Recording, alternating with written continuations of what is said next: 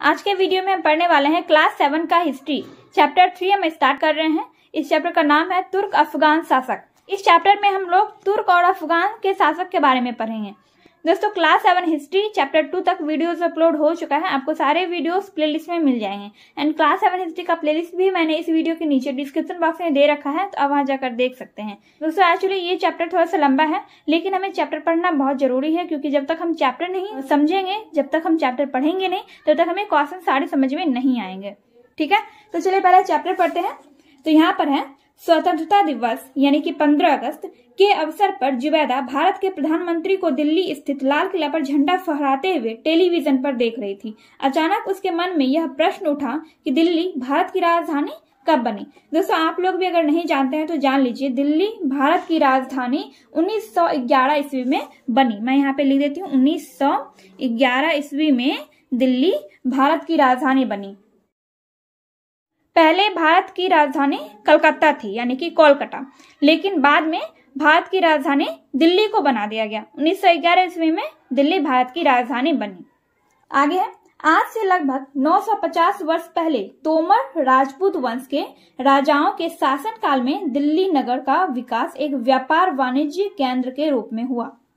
आज से 950 वर्ष पहले तोमर राजपूत वंश के राजाओं के शासनकाल में दिल्ली नगर का विकास एक व्यापार वाणिज्य के केंद्र के रूप में हुआ था। यानी कि दिल्ली नगर से क्या होता था, व्यापार होता था। इस नगर में कई धनी व्यापारी रहते थे। यहाँ दिल्लीवाल नाम का सिक्का ढाला जाता था। तो दिल्ली में पहले दिल्लीवाल नाम का सिक्का बनाया जाता था, मतलब सिक्के का नाम था दिल्लीवाल। 12वीं शताब्दी के मध्य में अजमेर के चौहान शासकों ने दिल्ली पर अधिकार कर लिया। आपने नाम सुना होगा पृथ्वीराज चौहान का। तो यहाँ पर क्या है, 12वीं शताब्दी के मध्य में, 12वीं शताब्दी के बीच में ही अजमेर के चौहान शासकों ने दिल्ली पर अधिकार कर लिया। चौहान राजाओं ने अजमेर के साथ साथ दिल्ली को भी अपने प्रशासन का केंद्र बना लिया, मतलब वहां से भी वो शासन करने लगे। चौहान वंश के जो शासक थे वो अजमेर के साथ साथ दिल्ली को भी अपने प्रशासन का केंद्र बना लिया। फिर है 13वीं शताब्दी के, देखिए एक शताब्दी में 100 वर्ष होता है। ठीक है, एक शताब्दी बराबर 100 वर्ष।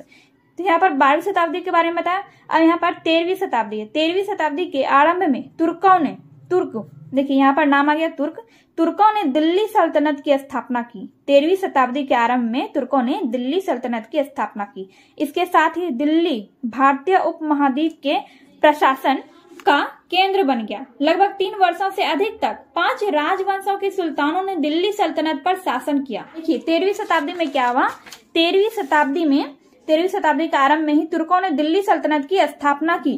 ठीक है, 13वीं शताब्दी में पहले तुर्क ने दिल्ली सल्तनत की स्थापना की, मतलब वहां पर वो अपना शासन चलाने लगे।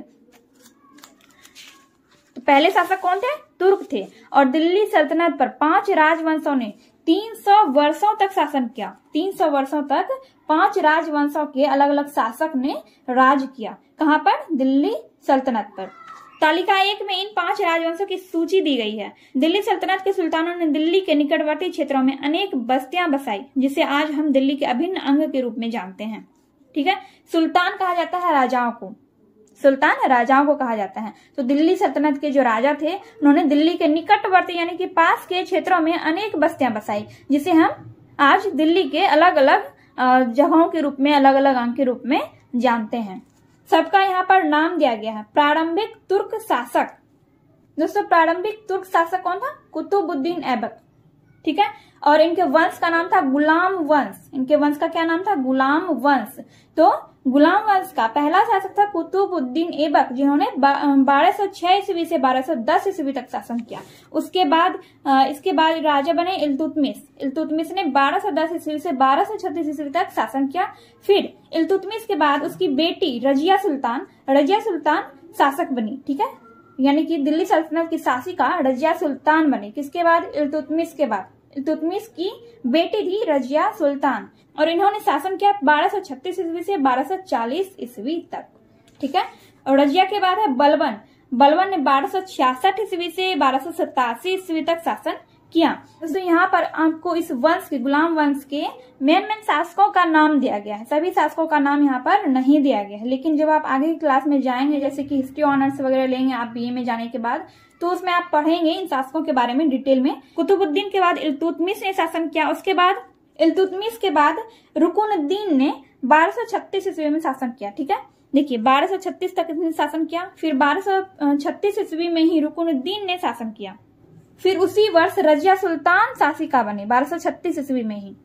रजिया सुल्तान के बाद मुइनुद्दीन बढ़म शाह ने शासन किया, फिर अलाउद्दीन मसूद शाह ने शासन किया, फिर नसीरुद्दीन मोहम्मद ने, और उसके बाद बलबन के बाद फिर है कैकुवाद।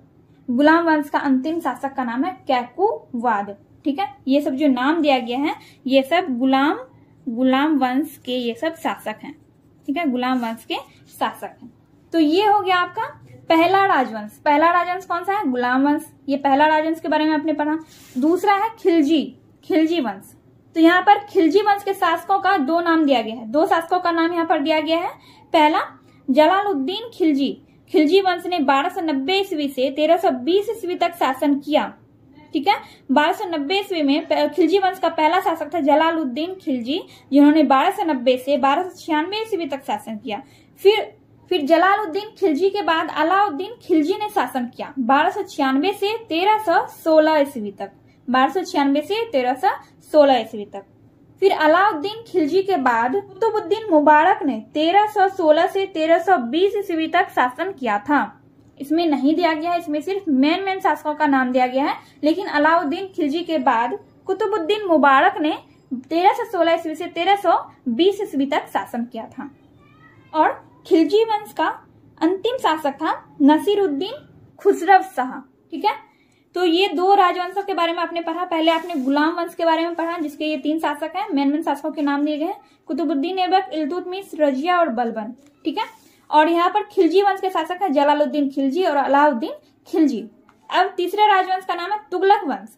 तुगलक वंश के संस्थापक, यानी कि यहाँ पर जो आपको सबसे पहले वाले शासक का नाम दिखाया जा रहा है, जैसे कि गुलाम वंश के संस्थापक कुतुबुद्दीन ऐबक। गुलाम वंश की स्थापना किसने की? कुतुबुद्दीन ऐबक ने। ठीक है, कुतुबुद्दीन ऐबक गुलाम वंश का पहला शासक था। खिलजी वंश का पहला शासक जलालुद्दीन खिलजी। वैसे ही तुगलक वंश का पहला शासक गयासुद्दीन तुगलक, मतलब कि गयासुद्दीन तुगलक ने ही तुगलक वंश की नींव डाली। तो तुगलक वंश ने 1320 ईस्वी से 1414 ईस्वी तक दिल्ली सल्तनत पर शासन किया। गयासुद्दीन तुगलक ने 1320 से 1324 ईस्वी तक शासन किया। मुहम्मद बिन तुगलक ने 1324 से 1351 ईस्वी तक शासन किया। फिरोज शाह तुगलक ने 1351 से 1388 ईस्वी तक शासन किया। और फिरोज तुगलक के बाद गयासुद्दीन तुगलक द्वितीय ने शासन किया। उसके बाद अबू बकर, मुहम्मद, हुमायूं और नसीरुद्दीन मोहम्मद ने शासन किया। ठीक है, तो यहाँ पर सिर्फ आपको मेन शासकों के ही नाम दिए गए हैं। जब आप बड़े क्लास में जाएंगे तो इन सब के बारे में आप डिटेल में पढ़ेंगे। फिलहाल हमारे लिए इतना काफी है। तो हमने अभी तक दिल्ली सल्तनत पर राज करने वाले 3 राजवंशों के बारे में पढ़ा। अब देखिए चौथे और 5वें राजवंश के बारे में। चौथा राजवंश है सैयद वंश। सैयद वंश का शासक खिज्र खां। सैयद वंश ने 1414 ईस्वी से 1451 ईस्वी तक दिल्ली सल्तनत पर शासन किया।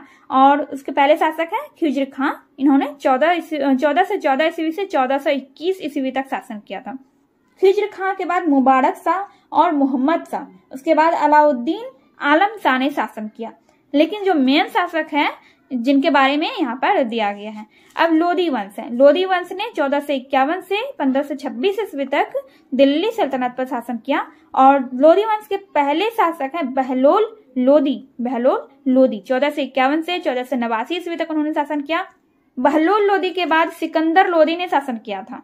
देखिए यहाँ पर आप देख सकते हैं 1451 से 1489 ईस्वी तक बहलोल लोधी ने शासन किया। लेकिन यहाँ पर डायरेक्ट 1517 ईस्वी है, तो 1489 से 1517 ईस्वी तक सिकंदर लोधी ने शासन किया। उसके बाद 1517 ईस्वी से 1526 ईस्वी तक इब्राहिम लोधी ने शासन किया। यानी कि लोधी वंश का अंतिम शासक कौन है?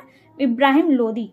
ठीक है, तो इस तरह से यहाँ पर दिया गया है कि दिल्ली सल्तनत पर 300 वर्षों से अधिक तक 5 राजवंशों ने शासन किया। इस तरह से हमने 5 राजवंशों के बारे में पढ़ लिया। गुलाम वंश, खिलजी वंश, तुगलक वंश, सैयद वंश और लोधी वंश के बारे में। दोस्तों अब हम पढ़ेंगे तुर्क शासन की स्थापना। पिछले अध्याय में आप पढ़ चुके हैं कि मोहम्मद गौरी नाम के तुर्क आक्रमणकारी ने पंजाब और मुल्तान से लेकर संपूर्ण गंगा यमुना दोआब के प्रदेशों पर अधिकार जमाने में सफलता पाई। उसने अपने एक गुलाम सेनानायक कुतुबुद्दीन ऐबक को भारत के प्रदेशों की देखभाल के लिए नियुक्त किया। कुतुबुद्दीन ऐबक कौन थे? मोहम्मद गौरी के गुलाम सेनानायक।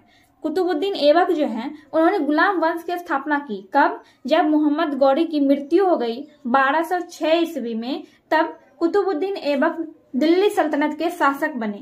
ठीक है, कुतुबुद्दीन ऐबक ने 1206 ईस्वी से 1210 ईस्वी तक दिल्ली सल्तनत पर शासन किया। उसके बाद कौन शासक बना? इल्तुतमिश। ठीक है, तो इस तरह से कुतुबुद्दीन ऐबक मोहम्मद गौरी के गुलाम सेना नायक थे।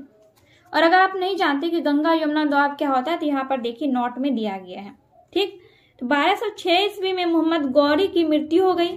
तब उसके प्रमुख गुलाम अधिकारियों ने उसके राज्य को आपस में बांट लिया। 1206 ईस्वी में मोहम्मद गौरी की मृत्यु हो जाने के बाद उनके जो प्रमुख गुलाम अधिकारी थे उन्होंने राज्य को आपस में बांट लिया। इस तरह कुतुबुद्दीन ऐबक को सिंध एवं मुल्तान के अतिरिक्त शेष भारतीय प्रांतों का नियंत्रण प्राप्त हुआ। कुतुबुद्दीन ऐबक को क्या मिला? सिंध एवं मुल्तान के अलावा शेष भारतीय प्रांतों का नियंत्रण भी इसको मिला। परंतु तुर्क राज्य को भारत में वास्तविक रूप से स्थापित करने का श्रेय इल्तुतमिश यानी कि अल्तमश को प्राप्त हुआ। इसने मध्य एशिया से संबंध विच्छेद कर उत्तरी भारत में स्वतंत्र राज्य स्थापित किया और सुल्तान की उपाधि खालिफा से प्राप्त की। ठीक है, देखिए तुर्क राज्य को भारत में वास्तविक रूप से स्थापित करने का क्रेडिट यानी कि श्रेय इल्तुतमिश को ही जाता है।